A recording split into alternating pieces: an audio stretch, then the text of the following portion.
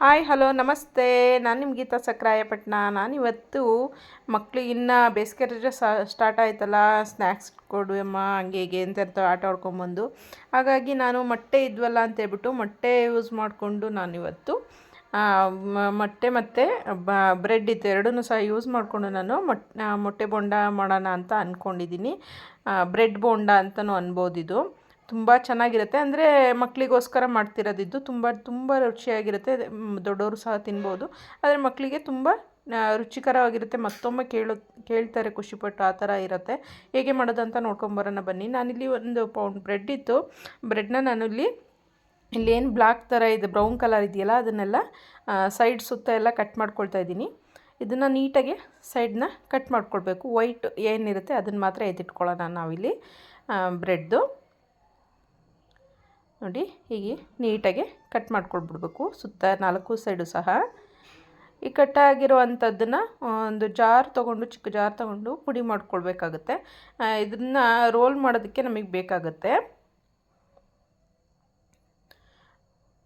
ಬ್ರೆಡ್ನ ಮೊಟ್ಟೆ ಬೋಂಡಕ್ಕೆ ರೋಲ್ ಮಾಡೋದಕ್ಕೆ ಬೇಕಾಗುತ್ತೆ. ಕ್ರಿಸ್ಪಿಯಾಗಿ ಬರುತ್ತೆ. ಇದನ್ನು ಮಾಡ್ಕೊಂಡೋದ್ರಿಂದ ಕ್ರಿಸ್ಪಿಯಾಗಿ ಸಹ ಇರುತ್ತೆ, ತುಂಬ ಟೇಸ್ಟಿಯಾಗಿರುತ್ತೆ. ಮಕ್ಕಳು ತುಂಬ ಇಷ್ಟಪಟ್ಟು ತಿಂತವ್ರೆ.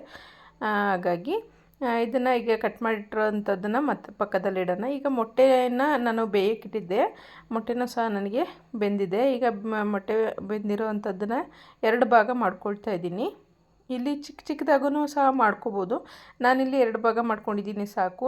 ಮೀಡಿಯಮ್ ಸೈಜಲ್ಲಿ ಬಂದರೆ ತಿನ್ನೋಕ್ಕೂ ಚೆನ್ನಾಗಿರತ್ತೆ ಅಂತೇಳ್ಬಿಟ್ಟು ಇಲ್ಲಿ ನಾನು ಖಾರಕ್ಕೆ ತಕ್ಕಾಗೆ ಸ್ವಲ್ಪ ಖಾರದ ಪುಡಿ ಹಾಕ್ಕೊತೀನಿ. 1 ಟೀ ಸ್ಪೂನಷ್ಟು ಸ್ವಲ್ಪ ಗರಂ ಮಸಾಲ ಹಾಕ್ಕೊಳ್ತಾ ಇದ್ದೀನಿ. ಪೆಪ್ಪರ್ ಪೌಡರ್ ಹಾಕ್ಕೊಳ್ತಾ ಇದ್ದೀನಿ. ಸ್ವಲ್ಪ ಧನಿಯಾ ಪುಡಿನ ಸೇರಿಸ್ಕೊಂಡಿದ್ದೀನಿ.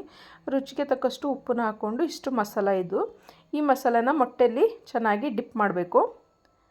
ಮಸಾಲೆ ಎಲ್ಲ ಮೊಟ್ಟೆಗೆ ಹತ್ತೋ ಥರ ಚೆನ್ನಾಗಿ ಡಿಪ್ ಮಾಡ್ಕೊಳ್ಳೋಣ. ಇಲ್ಲಿ ಮೇಲೆ ಉದುರಿಸಿದ್ರೆ ಅಷ್ಟು ಹಿಡಿಯೋದಿಲ್ಲ, ಯಾಕೆಂದರೆ ನಾವು ಬೇರೆ ಮಸಾಲೆ ಏನು ಕೊಡೋದಿಲ್ಲಲ್ಲ. ಹಾಗಾಗಿ ಇದನ್ನು ಮೊಟ್ಟೆಗೆ ಚೆನ್ನಾಗಿ ಹಿಡಿಬೇಕು. ಈ ಥರ ಎಲ್ಲ ಮೊಟ್ಟೆಗೂ ಸಹ ಮಾಡ್ಕೊಳ್ಳೋದು. ಅದಾದ ನಂತರ ಇಲ್ಲಿ ಮಿಕ್ಕುತ್ತಲ್ಲ ಮಸಾಲ, ಅದನ್ನು ನಾವು ಬ್ರೆಡ್ ಪೌಡರ್ ಮಾಡ್ಕೊಂಡ್ವಲ್ಲ, ಆ ಪೌಡರ್ಗೆ ಮಿಕ್ಸ್ ಮಾಡ್ಕೋಬೇಕಾಗುತ್ತೆ. ಆಗ ನಾವು ಮೇಲೆ ರೋಲ್ ಮಾಡ್ಕೊಳ್ಳುವಾಗ ಸಹ ಉಪ್ಪು ಖಾರ ಎಲ್ಲ ಹಿಡಿಯುತ್ತಲ್ಲ, ತುಂಬ ಟೇಸ್ಟ್ ಕೊಡುತ್ತೆ. ಹಾಗಾಗಿ ಅದನ್ನು ಮಾಡ್ಕೊಳ್ಳಿ. ಇಲ್ಲಿ ನಾನು ಮೊಟ್ಟೆಗೆಲ್ಲ ಹಾಕಿದ್ದಾಯಿತು. ಈಗ ನಾನು ಬ್ರೆಡ್ ಪೌಡರ್ ಇರ್ತಲ್ಲ ಅದಕ್ಕೆ ಮಿಕ್ಸ್ ಮಾಡ್ಕೊಳ್ತಾ ಇದ್ದೀನಿ. ಇದು ಖಾರದ್ದು ಗರಂ ಮಸಾಲ, ಖಾರ ಮತ್ತು ಪೆಪ್ಪರ್ ಪೌಡರು, ಉಪ್ಪು ಎಲ್ಲ ಹಾಕ್ಕೊಂಡಿದ್ದಲ್ಲ ಅದನ್ನು ಮಿಕ್ಸ್ ಮಾಡ್ಕೊಳ್ತಾ ಇದ್ದೀನಿ. ಇಲ್ಲಿ ಒಂದು ಬೌಲಲ್ಲಿ ನೀರು ತಗೊಂಡು ನಾವಿಲ್ಲಿ ಕಟ್ ಮಾಡಿ ಇಟ್ಟಿದ್ವಲ್ಲ ಬ್ರೆಡ್ನ ತೊಗೊಂಡು ನಾವಿಲ್ಲಿ ಸ್ವಲ್ಪ ನೆನೆಸ್ಕೊಂಡು ಹಿಂಡ್ಕೊಂಡು ಎತ್ತಿಟ್ಕೊತಾ ಇದ್ದೀನಿ. ಎಲ್ಲ ಒಂದೇ ಸತಿ ಮಾಡಬೇಡಿ, ಉಂಡೆ ಥರ ಆಗಿಬಿಡುತ್ತೆ. ನಿಮಗೆ ಎಷ್ಟು ಆಗುತ್ತೋ ಅಷ್ಟು ಒಂದೊಂದು ಟೈಮ್ಗೆ ಎಷ್ಟು ಹಾಕೊಳ್ತೀರೋ ಅಷ್ಟು ನೋಡಿಕೊಂಡು ನೆನೆಸ್ಕೊಂಡು ಎತ್ತಿಟ್ಕೊಳ್ಳಿ. ನಾನಿಲ್ಲಿ ಒಂದು 4-5 ಒಂದು ಸತಿ ಮಾಡ್ಕೊಂಡಿದ್ದೀನಿ. ಇಲ್ಲಿ ಪಕ್ಕದಲ್ಲಿ ಎಣ್ಣೆ ಸಹ ಕಾಯೋಕ್ಕೆ ನಾನು ಎತ್ತಿಟ್ಟಿದ್ದೆ, ಅದು ಬಿಸಿ ಆಗ್ತಾಯಿದೆ. ಅದರ ನಡುವೆಯಲ್ಲಿ ನಾವು ಇಲ್ಲಿ ಮೊಟ್ಟೆನೋ ಸೆಂಟ್ರಲ್ಲಿ ಇಟ್ಬಿಟ್ಟು ಮತ್ತು ಒಂದು ಬ್ರೆಡ್ನ ನೆನೆಸಿರೋವಂಥ ಬ್ರೆಡ್ ತೊಗೊಂಡು ಈ ಥರ ನೀಟಾಗಿ ಉಂಡೆ ಮಾಡ್ಕೊಳ್ಬೇಕಾಗುತ್ತೆ.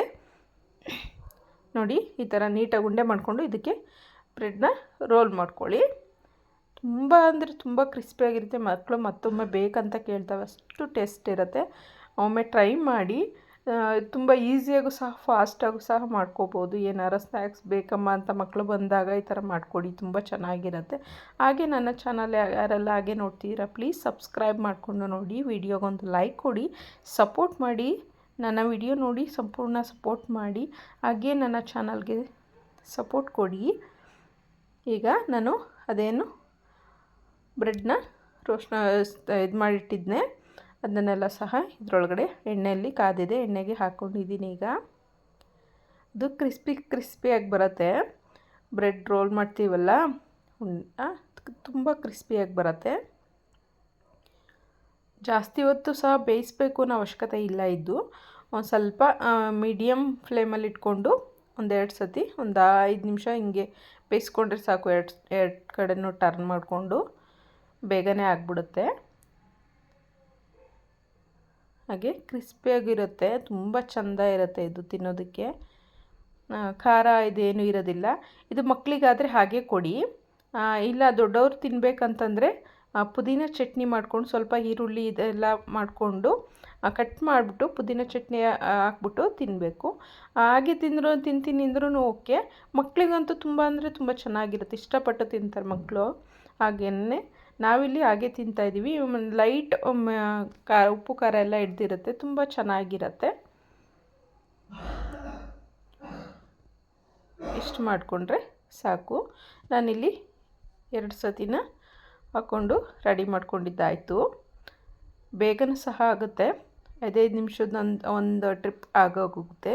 ನನಗಾಗಲೇ ರೆಡಿ ಆಗ್ತಾ ಬಂತು.